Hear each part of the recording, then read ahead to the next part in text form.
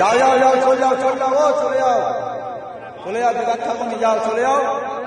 বেকার তোমাদের মাথা তুলে নিয়ে চলে যাও বেকার এখানে আনুনি এটা কুরবানির হাট এটা কুরবানির হাট এখানে যে কিনবে সে কাটার জন্য কিনবে তাই তোমাদের মাথা তুমি কাটার জন্য এখানে এটা কাটার জায়গা এখান থেকে কিনলে সে কাটবে খালি তোমাদের মাথা যেখানে তোমরা ঘরে নিয়ে পুজো করো বেকার এই মাঠে আনুনি মাঠে আনলে আরো আমাদের এখানে আমাদের যে মোল্লা ভাই কিনবে সে ওটা কুরবানির জন্য কিনবে এটা আমাদের বছরের একটা উৎসব তাই তোমরা এটা যদি তোমাদের মাথা যেখানে তাহলে তোমরা কেন হাটে বেচতে এনেছো এটা তোমরা বেঁচে চলে যাবে 8 ঘন্টা পরে পুলিশ এসে আমাদের ধরবে যে কিনবে তাই তার টাকা ফিরি না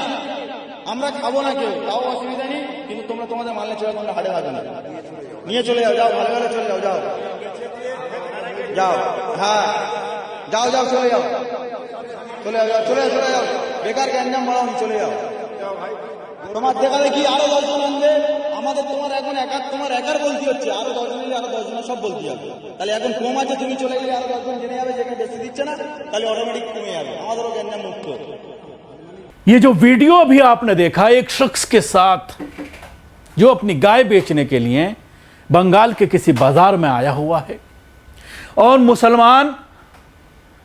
काफी संख्या में यहां पर मौजूद है लेकिन उनसे कोई मुस्लिम शख्स ये कहता हुआ नजर आ रहा है कि कोई भी इस गाय को ना खरीदे।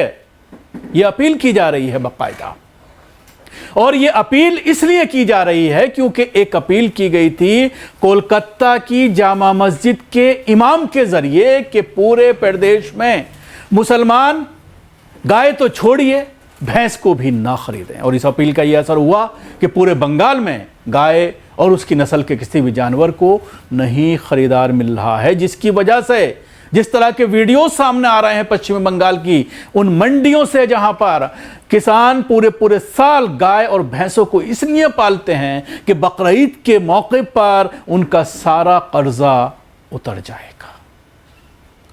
पैसा लोन पर लेकर के जानवरों को पालते हैं ताकि वो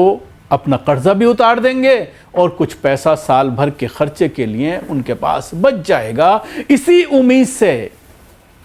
किसान अपने जानवरों को लेकर के पश्चिमी बंगाल के तमाम शहरों में लेकर के आ रहा है लेकिन आने के बाद अगर कोई मुसलमान उसको खरीदने की कोशिश भी कर रहा होता है तो कोई ना कोई बुजुर्ग आता है और ये कहता है कि कलकत्ता के इमाम ने अपील की है उस अपील पर हमें पूरा उतरना है क्योंकि बहुत हो गया मुसलमानों पर अत्याचार अब बहुत हो गया हम किसी भी कीमत पर इसके नाम पर अपने आप पर अत्याचार नहीं होने देंगे और इसका सबक अब उन लोगों को भी सिखाना पड़ेगा जो इसके नाम पर राजनीति करते हैं अपनी रोटियां सेकते हैं। ये तो हम बहुत दिनों से कह रहे हैं क्योंकि शुभेंद्र अधिकारी ने सत्ता संभालते ही सबसे पहला जो ऑर्डर दिया है दूसरा या तीसरा जो ऑर्डर दिया है उसमें यह कहा गया है कि बकरीद पर गाय की कुर्बानी नहीं होगी और उसको माना है मुसलमानों ने। उसके बाद खास तौर से जो बयान आया इमाम साहब का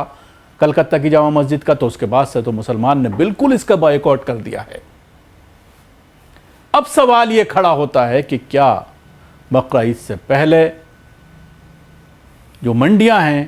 उसमें गाय कौन बेच रहा है तो जवाब है हिंदू और बेच किसको रहा है मुसलमानों को। खरीदने से किसने मना किया है मुसलमानों के उलमा इकराम मना कर रहे हैं कि गाय बिल्कुल ना खरीदें। एक तो गैर कानूनी है क्योंकि प्रदेश सरकार ने उस पर पाबंदी लगा दी है और फिर अगर आप ऐसा करते हैं तो कानून के पचड़े में फंसेंगे जेल जाएंगे इसलिए बेहतर यह है कि इसको ना खरीदें। और मना करने वाला कौन है प्रदेश का मुख्यमंत्री शुभेंदु अधिकारी। नुकसान अब इसका किसको हो रहा है दर्जनों वीडियो सैकड़ों वीडियो आ चुकी हैं 3 दिन से लगातार सोशल मीडिया इससे भरा पड़ा है। पश्चिमी बंगाल के तमाम शहरों की पशु मंडियों से इस तरह की वीडियो और ऐसी वीडियोज आ रही हैं कि लोग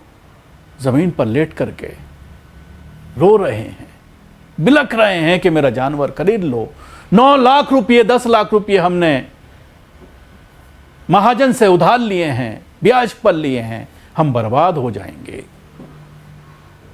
और नुकसान जाहिर सी बात है बड़ी संख्या में हिंदू व्यापारी हैं जिनको नुकसान हो रहा है हिंदू किसान हैं जिनको नुकसान हो रहा है।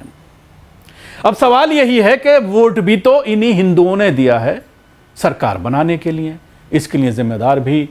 पश्चिमी बंगाल के मुसलमानों को क्यों ठहराया जा रहा है? खुद वही जिम्मेदार हैं जिन्होंने सरकार को चुना है।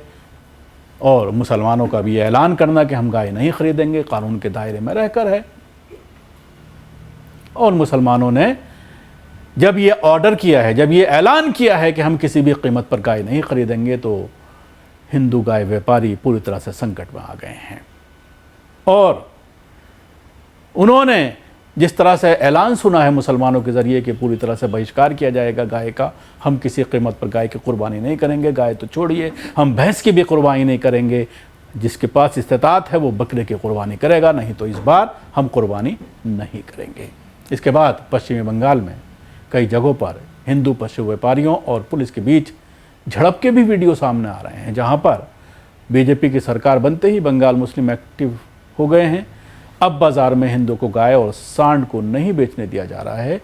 उसे जलील कर बाज़ार से भगाया जा रहा है, जिससे काफ़ी लोगों को लाखों रुपये का नुकसान हो रहा है। जो बकरीद बाज़ार का इंतज़ार करते हुए जानवरों पर लाखों इन्वेस्ट करते हैं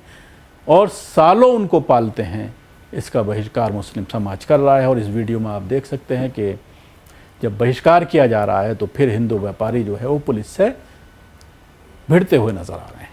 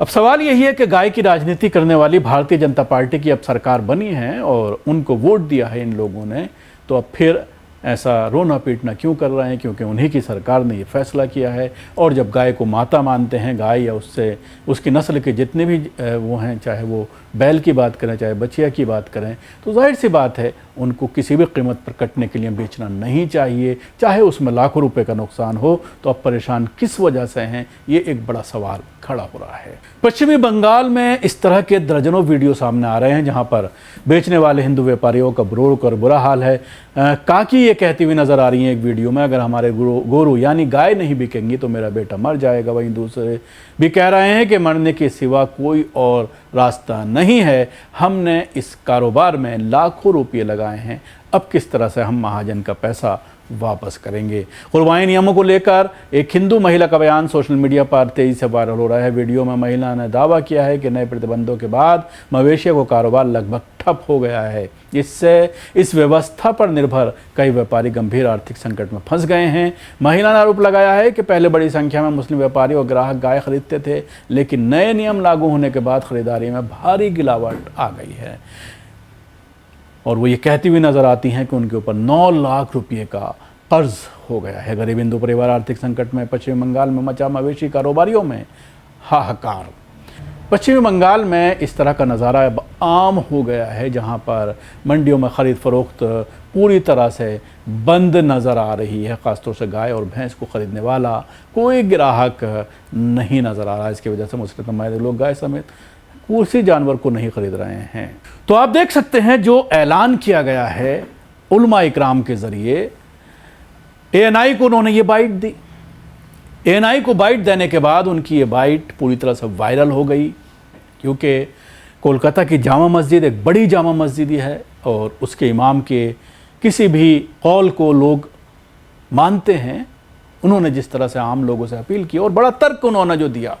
वो तर्क काफ़ी वाजिब था, क्योंकि अगर कुर्बानी की जाएगी तो फिर उनके ऊपर कानूनी केसेस दर्ज किए जाएंगे, गिरफ्तारियां होंगी, महीनों जेल में रहना पड़ेगा। इसलिए इससे बेहतर ये है कि इससे बचा जाए और उन लोगों को साथ साथ सबक सिखाया जाए जिन्होंने इसके नाम पर भारतीय जनता पार्टी को वोट दिया है। और जब आर्थिक नुकसान हो रहा है तो फिर रोना पीटना क्यों मचा रखा है।